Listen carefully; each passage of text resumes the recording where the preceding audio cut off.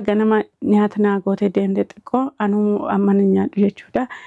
Erga ganama sana baateeti bakka anillee garaadhuma koo akkasumatti hin jira jechuudha. Silaa deessuu nama kan sa'aatii kana meeqa nyaatte ani garuu har'a kaamilaadhuma naa goggodhaa yoo ishiin nyaanna hojii deemii bakka hojii keetti deebi'ii anaa jettee miidhamini isheen otuma ishiin didduu jechuudha. Otuma ishiin didduu lakkii namichicha har'a sitti dhufee si miidhaa jettee otoo akkasitti na didduu deemi rakkoon qabu.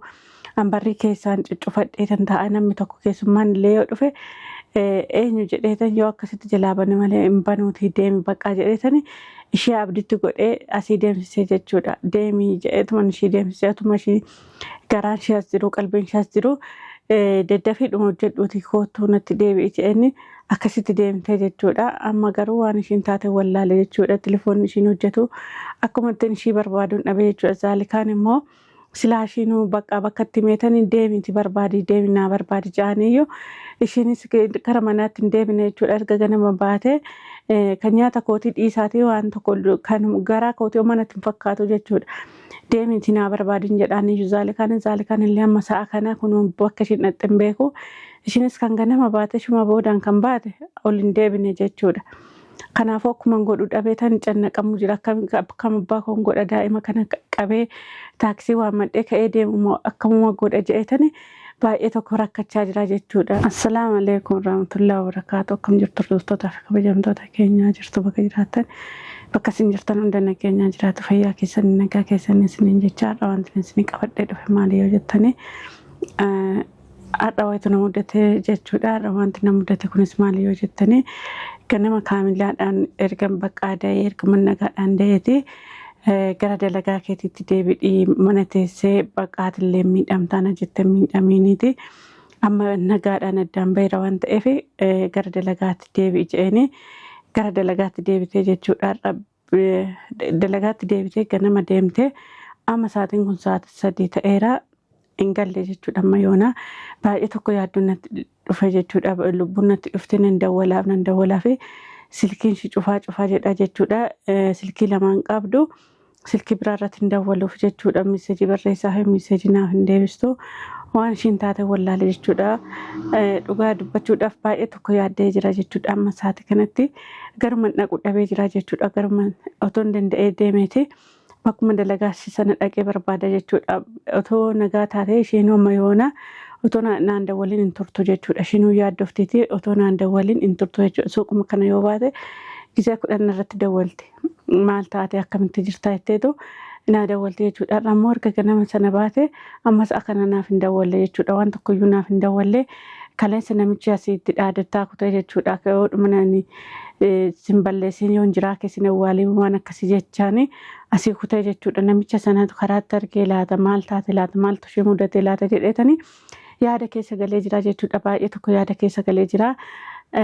Dhugaa dubbachuudhaaf bakka ishii kana too anaa jettee intalli namaa kuni waan tokko taate ilaa waa irra buute ilaa waan tokko godhaa laata namichi kun namichi sammuu dhagaa kun anaaf jecha miidhaa laata jedhetan baay'ee yaaddoo keessa jira jechuudha. Na sa'aatii kanatti silaa inkibaabinna barbaachisa malee yaaddoon nan barbaachisu yoo ani immoo baqa ergan da'eesi uma yaada jechuudha. Otoo dhuma ishiin sababa kootiin miidhamuu baatte natti tolaayyoo otoo dhuman ishii baruu baadhillee namni tokko akka sababa kootiin miidhamu hin barbaadu jechuudha.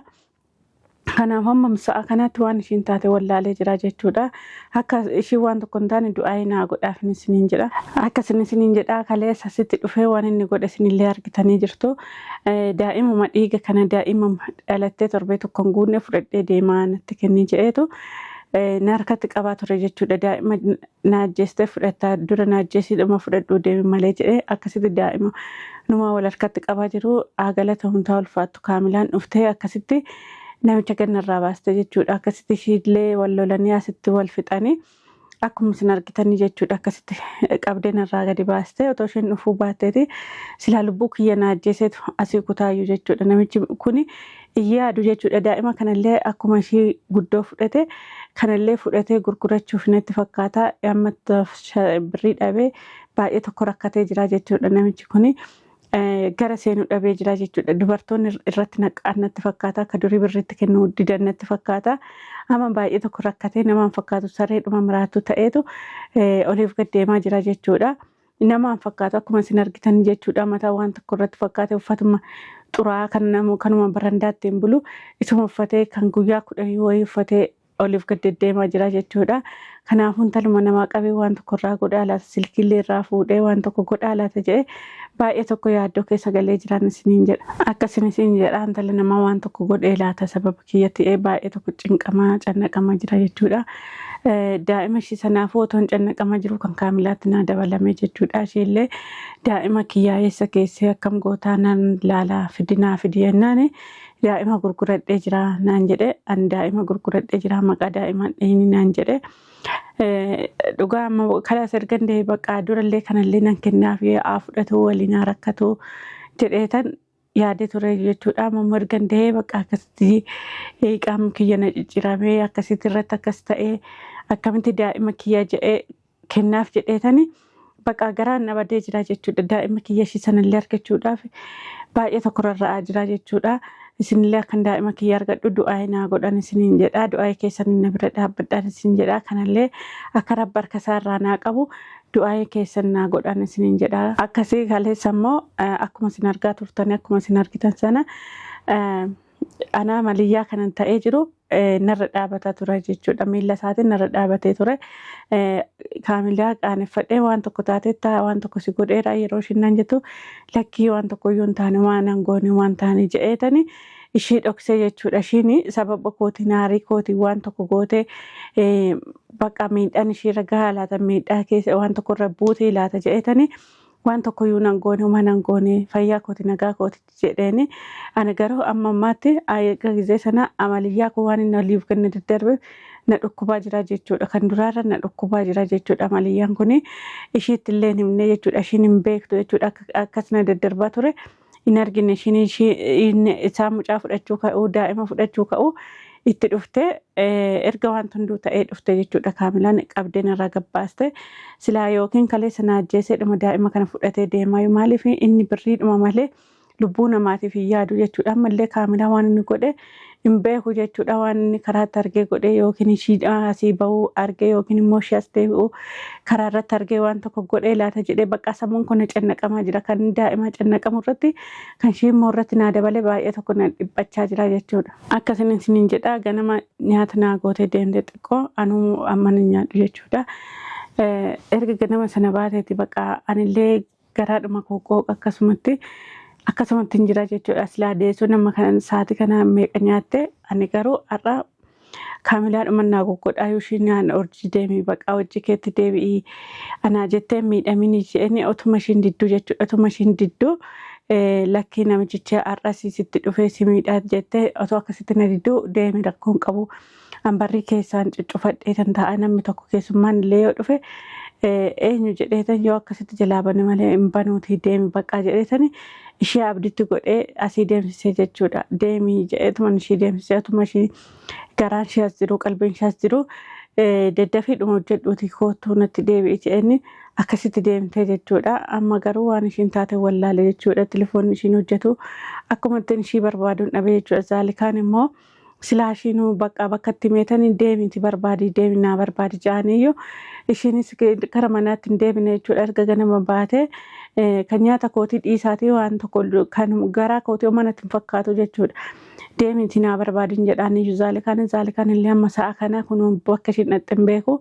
Ishiinis kan ganama baate shuma boodaan kan baate ol hin deebine jechuudha. Kanaafuu akkuma godhu dhabee tan cannaqamu jira. Akkam abbaa koon godha daa'ima kana qabee taaksii waammadhee ka'ee deemu akkamuma godha jedheetani baay'ee tokko rakkachaa jira jechuudha. Akkasiin isiniin jedhaa bakka ammallee bakka baay'ee tokko rakkadhee jennaan poolisootatti dawwalee jechuudha. Poolisootatti dawwalee naa qabaa jennaan ani bakka mushaakila keessan hin dandeenyu jedhanii na didanii jechuudha. Irratti dawwalee bakka aaree gubadhee jechaadha. Isaanitti illee akka waan tokkotti godhee natti fakkaata tokko ofitti waa godhee warra duraan isaan bira ture jechuudha. Warra duraan nu beekan jechuudha.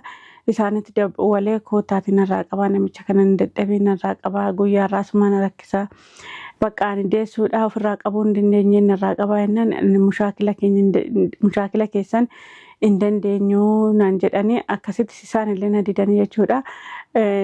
Maaliif isin akka barbaadanitti fixadhaa durallee jaarsaaf jaarsi nama fixatuuti fixadhaa naan jedhanii akkasitti na didanii jechuudha. Namichi wayii tuqee poolisoota illee wayii tuqee natti fakkaata ta'ee wayii qabaa akka isaan hin qabne waa ofirraa qaba ta'ee hin beeku jechuudha. Kana isaaf rabbitu beekaa jechuudha. Akkasina isiniin jedha hordoftoota fi kabajamtoota kiyyaa amma onneen na dhaabachuutti jirti xiqqoo malee onneen kiyya akka malee na keessaa utaalaa jirti jechuudha. Rabbiin nagaa naa galchuu jedhaati kaamilaadha du'aa naa godhaa jechuudha. Yoommoo kaamilaan dhuftee akkuma ishiin dhufteen viidiyoo isinii waraabee kunoo dhufteetti kaamilaan nagaan galteetti isiniin jedha. Maaloo isinis du'aa naa godhan isiniin jedha.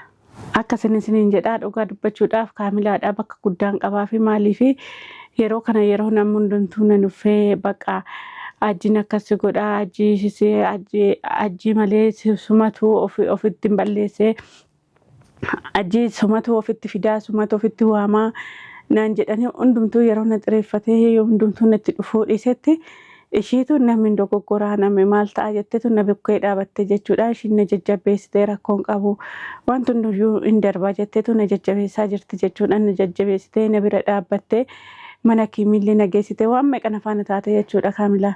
Akkasini isiniin jedhaa dhugaa dubbachuudhaaf kaamilaadha bakka guddaan qabaa fi maaliif yeroo kana yeroo namni hundumtuu na nuffee bakka ajjiin akkasi godhaa ajjii malee sumatu ofitti hin balleessee ajjii sumatu ofitti fidaa sumatu ofitti waamaa naan jedhanii hundumtuu yeroo na xireeffatee hundumtuu natti dhufuu dhiisetti ishiitu namni dogoggoraa namni maal ta'a jetteetu na bukkee dhaabatte jechuudha. Ishiin na jajjabeessitee rakkoon qabu wanti hunduyyuu hin darbaa jetteetu na jajjabeessaa jirti jechuudha. Na jajjabeessitee na bira dhaabbattee mana kiimillee na geessitee waan meeqana faana taate jechuudha kaamilaan. Akkasini isiniin jedhaa hunduu yeroo narraa fagaata jedhutti ishiin immoo dalagaa ishii dhiistee na biratti galtee jechuudha. Na biratti galtee mana kiimillee na geessitee na ilaalchistee waan hunda naa goote jechuudha. Bakka ishiin na jettee dalagaa ishii irraa baatee na miidhamtu baay'ee tokko natti dhagahama jechuudha. Har'a sammuun kun likkiin hin jiruyyuu jechuudha. Maaliif saba bakkootti akkana ta'uun qabdu jechuudha. Kan ishii kanaan hin deebi'uuf jechuudha. Miidhama hin deebi'uuf ani yoomuu fayyeetanii ishiidhaan waan ishiin naa goote kana deebisaaf hin jedhe malee akka taa miidhamtu hin jedhee yaanneeyyuu jechuudha. Namichi badii kuni bakka waan tokko godheera jedhee bakka amma ofuun beeku baay'ee jechuudha. Baay'ee tokko haaree jira haarii keessa jira jechuudha. Kanaafuu waan hordoftaniif galatoomaa ulfaadhaa kabajamaa hanga viidiyoo biraatiin kaamilaan dhuftee walitti deebinutti nagaan naa tura.